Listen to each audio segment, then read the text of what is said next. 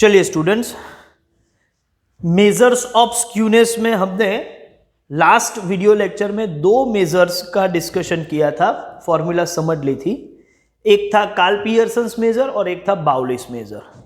Karl Pearson's के major में absolute skewness का फॉर्मूला था मीन माइनस मोड, और रिलेटिव का फॉर्मूला था ये एब्सोल्यूट और रिलेटिव, मतलब कोएफिशिएंट ऑफ स्क्यूनेस के लिए एब्सोल्यूट जो है उसी को मुझे स्टैंडर्ड डेविएशन से डिवाइड करना होगा।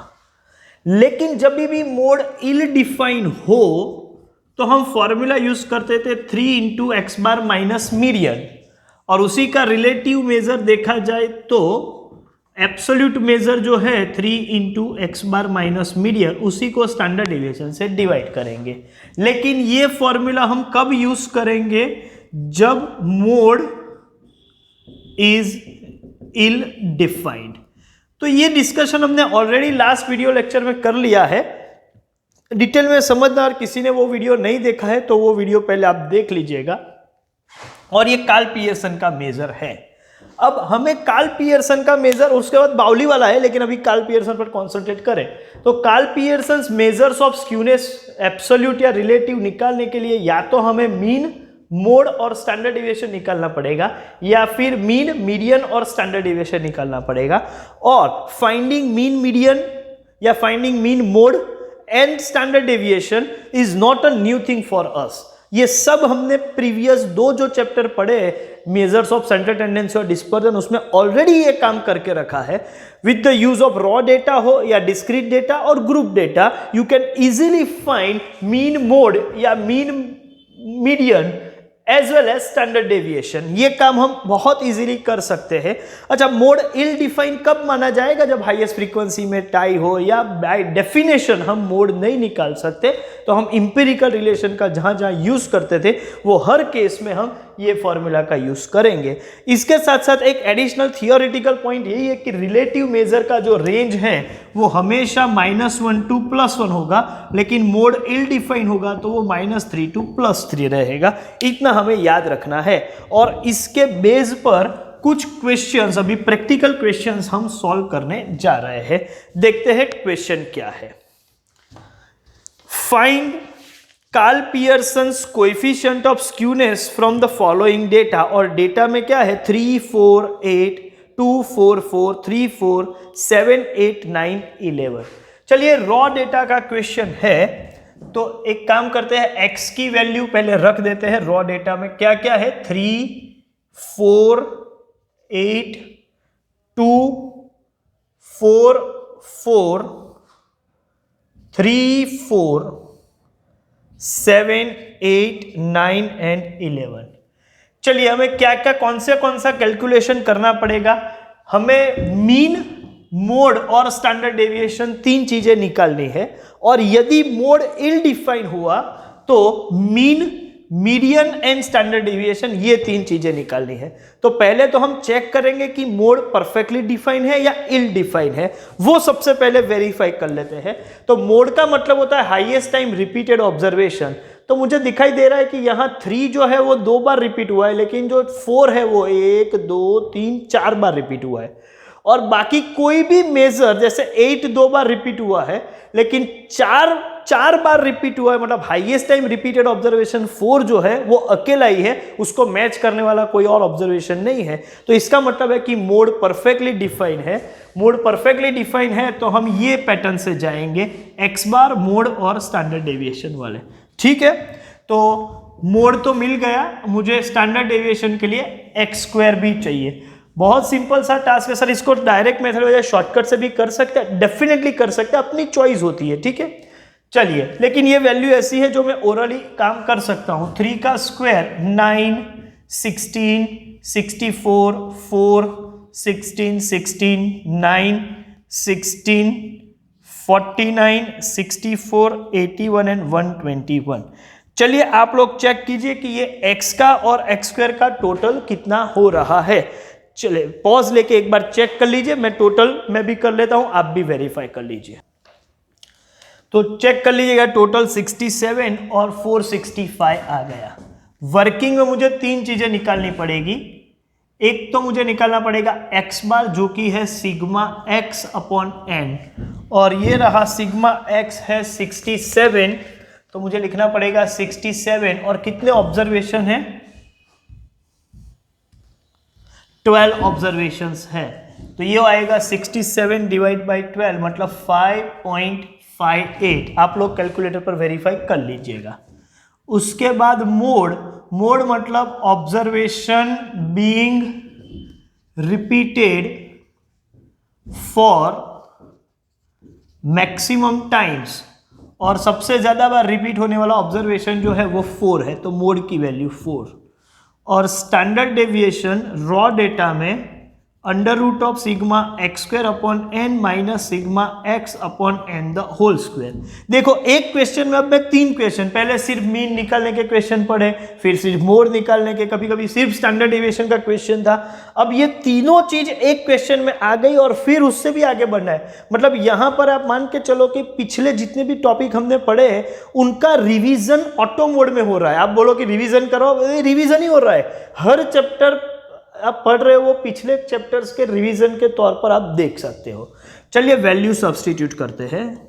सिग्मा एक्स स्क्वायर है 465 divide by 12 minus 67 divide by 12 the whole square, और आप मेमोरी टेक्निक कैलकुलेटर की जो उसका यूज कीजिए, या एक स्टेप के बाद ये आंसर मिलेगा, लेकिन जब आप इसको सॉल्व करोगे तो फाइनल आंसर कुछ आपको मिल रहा है 2.75।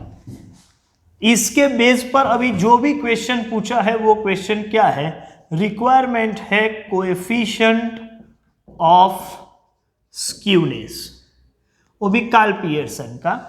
उसको आप जे ऐसा भी लिख सकते हो। तो Karl Pearson coefficient of skewness x bar minus mode divide by standard deviation. x bar की वैल्यू है 5.58 माइनस 4 डिवाइड बाई 2.75।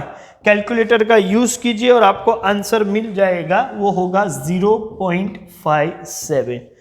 तो मुझे लगता है कि ये पूरा क्वेश्चन आपकी समझ में आ गया होगा। ठीक है, ये रॉ डेटा का क्वेश्चन है जिसमें मोड परफेक्टली डिफाइन है। एक काम करता हम एक ऐसा क्वेश्चन भी देखते हैं जिसमें मोड इल डिफाइन हो, जो कि फॉर्मूला चेंज हो जाएगी। यहां पर फॉर्मूला जो है 3 into X bar minus median divide by standard deviation, लेकिन वो कब, जब मोड इल डिफाइन हो। तो ये एक क्वेश्चन हमने देख लिया, एक और क्वेश्चन भी देखते हैं। ठीक है, चलिए क्वेश्चन है find Karl Pearson's coefficient of skewness for the following observation. ये भी रॉ डेटा है, ऑब्जर्वेशन ध्यान से देखिएगा। 8, 12, 8, 12, 16, 15, 7, 3, 14, 15, 11 एंड 10।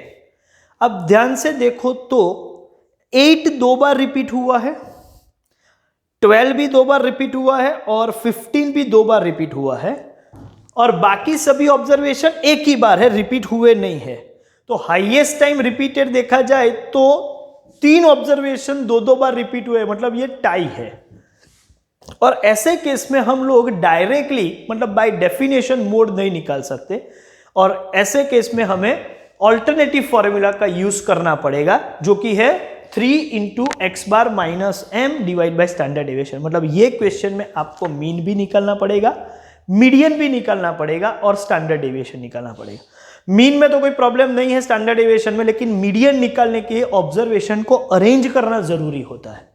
तो हम ये हैबिट रखेंगे कि पहले ऑब्जर्वेशन को अरेंज करके ही लिखे, बाद में हम कैलकुलेशन आगे बढ़ाएंगे। तो ऑब्जर्वेशन को अरेंज करना है, तो कितने ऑब्जर्वेशन है वो सीरियल नंबर देखा जाए तो टोटल 12 ऑब्जर्वेशंस है, और ऑब्जर्वेशंस जिसको मैं बोलूंगा x। तो सीरियल नंबर 1 2 3 4 5 6 7 8 9 10 11 एंड 12। सबसे लोएस्ट ऑब्जर्वेशन जो है वो है 3, उसके बाद 7, उसके बाद 8 2 बार है, उसके बाद 10, फिर 11, उसके बाद 12 12 ऐसा 2 टाइम्स, उसके बाद 14, फिर 15 15 2 बार, और लास्ट में 16। चलिए अरेंज भी हो गया, मीडियन के लिए अरेंजमेंट होना जरूरी है। और स्टैंडर्ड डेविएशन के लिए मुझे x का स्क्वायर चाहिए। क्या मैं शॉर्टकट से जा सकता हूं? बिल्कुल जा सकता हूं, ठीक है, लेकिन ये कैलकुलेशन ऐसा है मैं ओरली कर सकता हूं, तो मैं डायरेक्ट मेथड से जा रहा हूं। 3 का स्क्वायर 9, 49, 64, 64, 100, 121, 144, 144, 196, 225, 225 एंड 256।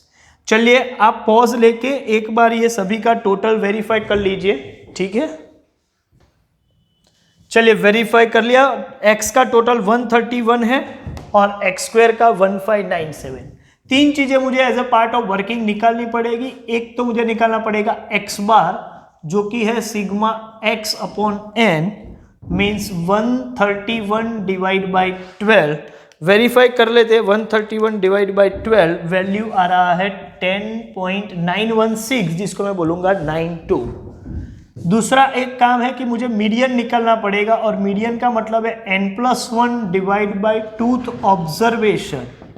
n मतलब 12, 12 + 1 divide by tooth observation, that means 13 by 2, you can say 6.5th observation. That means 6th observation plus 7th observation divide by 2। चलिए अरेंज करके रखा हुआ है, तो 6th ऑब्जर्वेशन 11 है और 7th ऑब्जर्वेशन 12 है, तो मैं लिखूंगा भाई 11 + 12 डिवाइड बाई 2, तो ये फिगर होने वाला है 11.5 मीन और मीडियन। तीसरा एक कैलकुलेशन करेंगे स्टैंडर्ड डेविएशन का। स्टैंडर्ड डेविएशन का फॉर्मूला है √ sigma x square upon n minus sigma x upon n the whole square. Value substitute करें तो सिग्मा x स्क्वायर हो रहा है 1597, तो ये लिखेंगे 1597 divide by 12 minus 131 divide by 12 the whole square.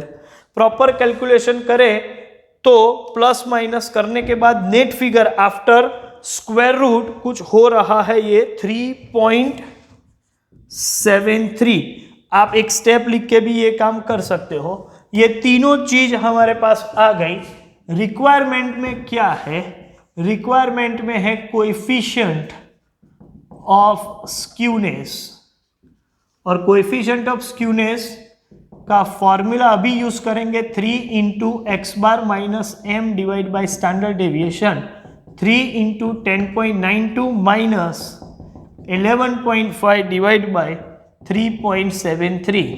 चलिए इसको सॉल्व करें तो ये फिगर होगा 10.92 में से पहले 11.5 माइनस करो जो कि -0.58 होगा, उसको 3 से मल्टीप्लाई करो और उसके बाद 3.73 से डिवाइड करेंगे तो फिगर आ रहा है -0.466 जिसको मैं बोलूंगा 47। तो इस तरीके से आप ये काम कर सकते हो। -0.47 इसका आंसर होगा। दैट मीन्स रॉ डेटा हो, कार्ल पियर्सन का कोएफिशिएंट निकालना हो तो आप इजीली काम कर सकते हो। उसमें आपको हो सकता है कि मोड परफेक्टली डिफाइन हो या इल डिफाइन हो, ठीक है। दोनों तरीके के क्वेश्चन रॉ डेटा में हमने देख लिए हैं। इसके बेस पर स्क्रीन पर जो क्वेश्चन है वो आपको होमवर्क में कंप्लीट करने हैं और बाकी का डिस्कशन हम नेक्स्ट वीडियो लेक्चर में करेंगे। Thank you very much.